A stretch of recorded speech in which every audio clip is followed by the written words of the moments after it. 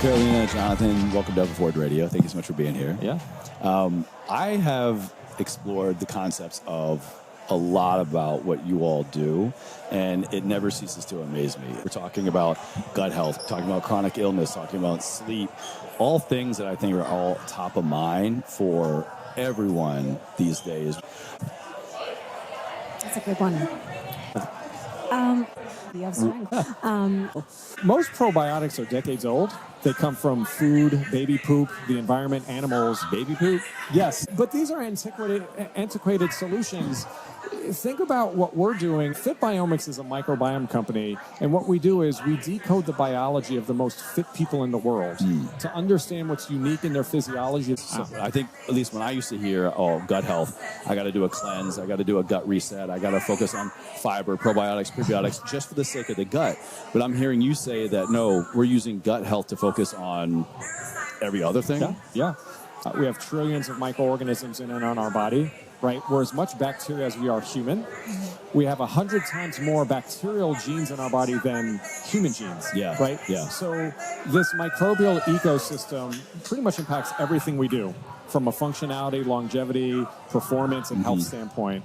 Right. But to take it we translate those insights into next generation health and longevity solutions. That's what Fitbiomics is doing.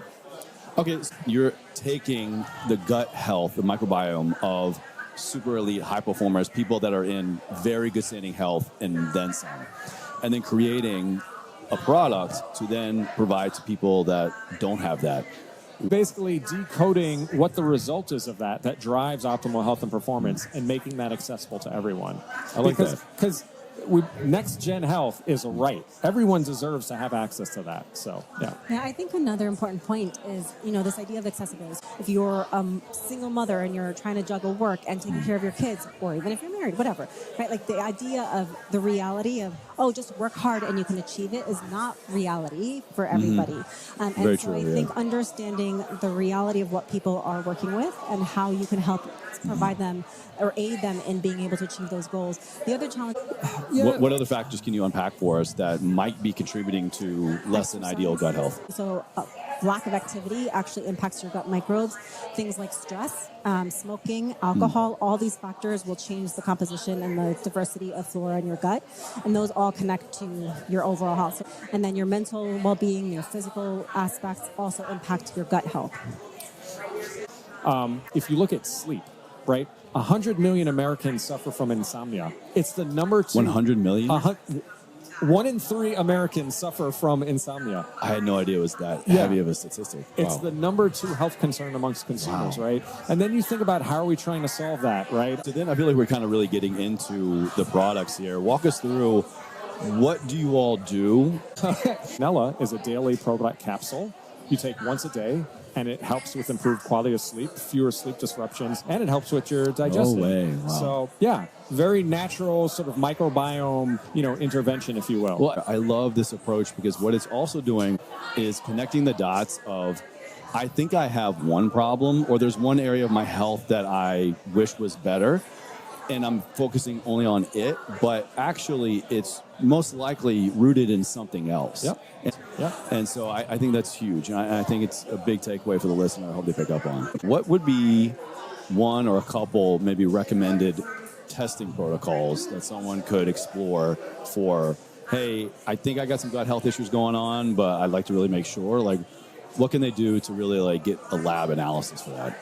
But I think these symptoms are fairly, for instance, constipation, maybe you don't have regular bowel movements. Again, I think if you're not able to sleep during the night, right? I mean, these things you don't really need a test, right? To sort of... That's true. You just need a hard look in the mirror, maybe. Exactly. Or a look in the toilet. Or you can look at your probably a look in the see, toilet. Yeah, so I definitely think frequency is a big aspect. If ideally, you should be going at least once a day, depending on how active you are and what you're eating, how much fiber you're taking in, et cetera. But if you're going once a week, you have a problem. If you're going every 3 days, you probably have a problem. Every other day, maybe you're okay, but really every day would be ideal. Think about how much happier we could be when we improve our gut health. The idea that all probiotics are the same, because they're not. And I think people have tried probiotics and like, well, I've tried and they don't work. And I'm a culprit, right? Like, I'm in my mid-40s. I had my first colonoscopy in my early 20s. I have had IBS my whole life. I've tried so many probiotics. Nothing worked. And for me, Nella, I mean, when we first did our open label study, before we just got our first samples in these little Mylar patches. I was like, I'm going to just start trying them. Game changer, like especially for women, it's a big deal. And women, 75% of women will experience some kind of GI symptoms at least a few times a month. When my wife tells me, she's like, I pooped today, I'm like, Thank I'm God. so Thank glad the to Lord. hear that. Like when I don't hear that for a couple of days, I'm like, what's going on? What's going on? Yeah. This is maybe a tangent, but 60% of all U.S. adults have at least one chronic disease. Right, 60% of American adults have at least one chronic disease. It's the number one leading cause of death in the U.S. It costs this country up to $4 trillion in healthcare costs. Wow. Right? Wow. So think about what we're doing in terms of like biotech and, you're talking about a 10-year billion-dollar journey to develop a drug to treat disease. We shouldn't necessarily want to treat diseases. We should try to prevent them, right? And I think that ties into our gut microbiomes and probiotics, right? So as Carolina said, it's not just about, okay, I'm traveling and I have diarrhea or I have IBS. It's actually a form of preventative medicine. Yeah, right? Truly. Helping you with your sleep, helping you with your fatigue, right? Helping you with your strength. Probiotics are about holistic health, and that's what we're trying to promote with Fitbiomics. Amazing. I love it. Amen. I love it. Well, what's next on the horizon for you guys? Well, besides taking over New York. Well, we want to change the world, right? I mean, we already have a product on market that's helping thousands of people with their sleep health and their gut health. And our second product, again, a next-gen microbe to eat lactic acid and combat fatigue.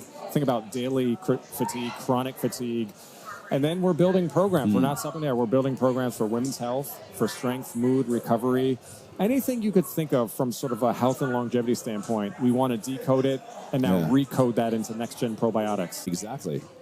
Being as strong as possible for as long as possible. Amen. You want to thrive in life, not survive. There we go. I love it. Well, this has been great. Thank you guys so much for your time on the show. The universe is rooting for you. Yeah.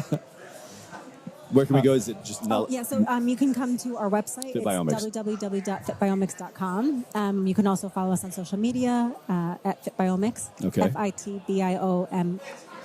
Oh my God, MICS. It's been a long day. This is what happens, I've been talking all day. At fitbiomics.com or Carolina, Dr. J, it's been great having you guys on the show. Thank you so much. Awesome. Thank you guys so much. Awesome. All right. Thank you. Thank you.